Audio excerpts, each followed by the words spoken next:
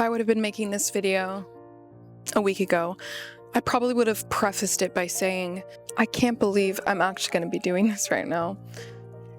But it is not 1 week ago. It is today.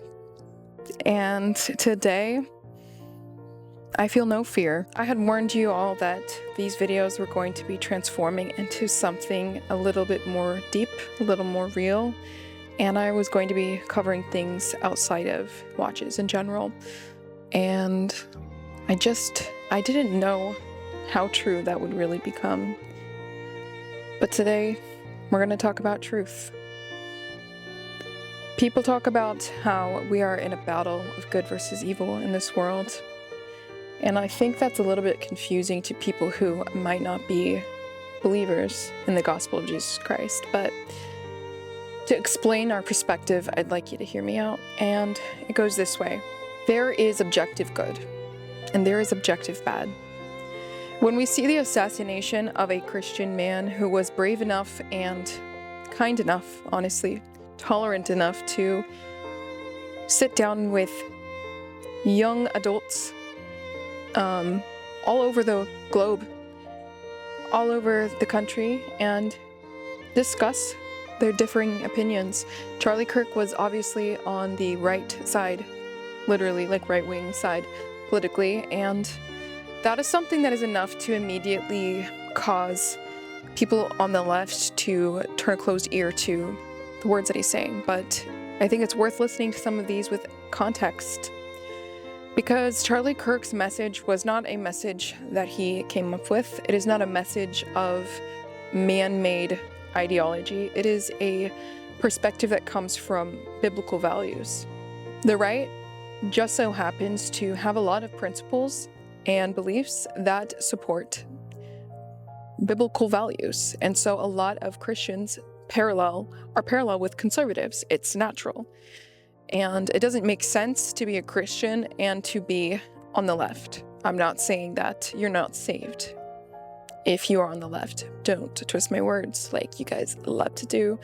But what I am saying is that the ideology of the left that Charlie Kirk gave students an opportunity, not just students, young people, an opportunity to speak about and share what they are so passionate about regarding those beliefs and those truths in their opinion. And it just so happens to turn out that most of those truths, a huge majority actually, the basics of those truths, honestly change. They change so much, because when you are a political party that teaches an idea of a warped reality instead of actual reality, people are going to get bored. People are going to eventually wake up, and they're eventually going to say, this does not make any sense. And so what you have to do is you have to over-intellectualize and go deeper and deeper into your twisted dark thoughts to make something that makes sense, to say something that makes sense whatsoever, something fiery enough, something that can make people feel passionate to follow what it is that you're teaching. And it does change. One thing being, classical liberals, they actually were pretty, honestly, they kind of look like the average conservative does now. They believe that people should have their rights, the rights that were given to us by our founding fathers, and those rights being able to be who you are, right? So if you are a transgender person, you should be able to have the right to choose to be that way. And guess what?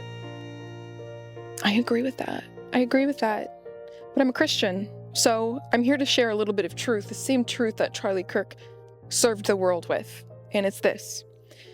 If your belief system requires everyone around you to submit to your lie and to lie with you, that's not the truth. How can it be? If you are a man and you feel like you are born in the wrong body, or woman, whatever, if you feel as though you are born in the wrong body, this doesn't make us hate you as Christians. Some people do hate you, sure. I'm not saying people don't hate you, they do. But Christians do not hate you.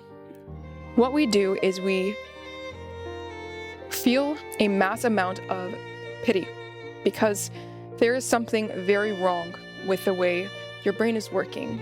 And we know that. To feel like the flesh and bones that you were born into are incorrect is positively delusional. And that is a sign of a larger issue at hand within your brain and within your soul. And we want that to change for your sake, because we care. However, this doesn't mean that we are going to force you to stop wearing the skirts when you're a man. But what you can't do is you can't then take what is objectively good and true, which is the safety of women, the safety and the comfort of women in women's spaces, and expect us to allow you to enter their spaces and intimidate them, because we've been very vocal that makes us uncomfortable. The left is huge about preaching about women's rights and caring about women's matters. And sometimes they get some of the issues right, sure. But a lot of them, it's just twisted. It's very twisted. We have to give up our rights to safety and our feeling of safety, no matter what your twisted brain tells you is what is now the new acceptable position for people on the left, because the liberals didn't used to feel this way, that we should have to force everyone else to live in the lie with the liars. Whether those liars do it intentionally to be wrongful or they are genuinely lost. But one thing that we cannot do as believers anymore, and if you're not a believer, that's okay. I want to invite you to just hear this message regardless. People on the right, we cannot be passive anymore when it comes to the safety of our women. Instead of twisting the words of Charlie Kirk and calling him a racist, a homophobic, transphobic, all of these obics, all of these isms, instead of calling him that, let's listen to his words, right? This is what he said regarding the issue with the trans movement. Somebody said, why don't we just be respectful? If they want us to call them a woman, say she, her, or vice versa, if they want us to call them that, why can't we just be respectful and do it? Well, the reason why is because, like Charlie Kirk says, I respect you so much that I refuse to lie to you. Those words are echoing in my brain these last couple of days. This doesn't represent just one man speaking the truth and being taken out for it. This represents all of us believers, and if you're not a believer, all of us who want to be on the side of history that supports truth, that supports reality, that supports safety, encourages and teaches love, peace. No more will we be tolerant.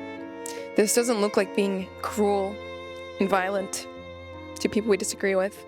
This is something that we are clearly, as a nation, and actually all over the world, clearly, adamantly against.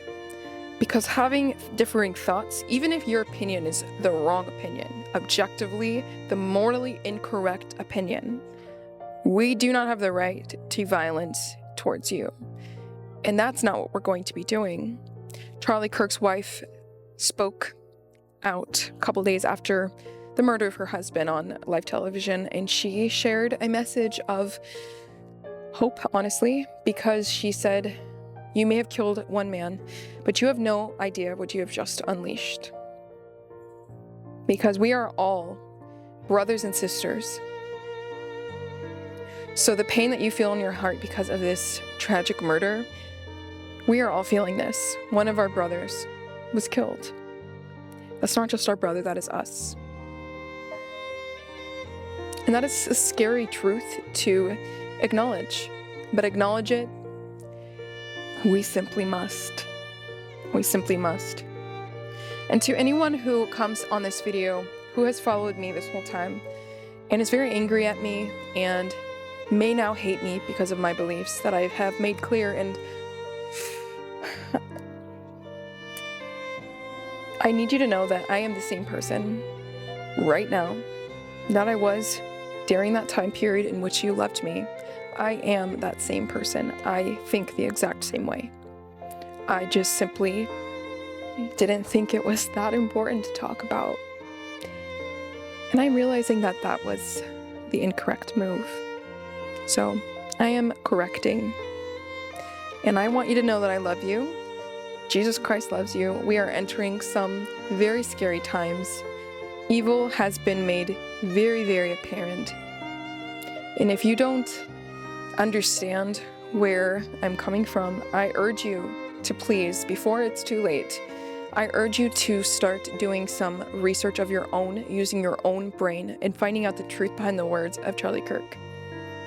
The world is very twisted and lost right now. Politics, they do not perfectly represent the belief system of Christians, okay? They are a man-made structure, and they are divisive, and that is by no accident. We see the constant slaughtering of hundreds of thousands of innocent lives in Palestine, and the left is very vocal about the way that they condemn that. And a lot of people on the right have not opened their mouths to speak on it because they believe that, yes, war is complicated. It is complicated, and I don't want to take sides. Hey, you don't have to. You know what you have to do? Recognize that no matter what side you're on, murdering an innocent life is evil. And whoever is doing that,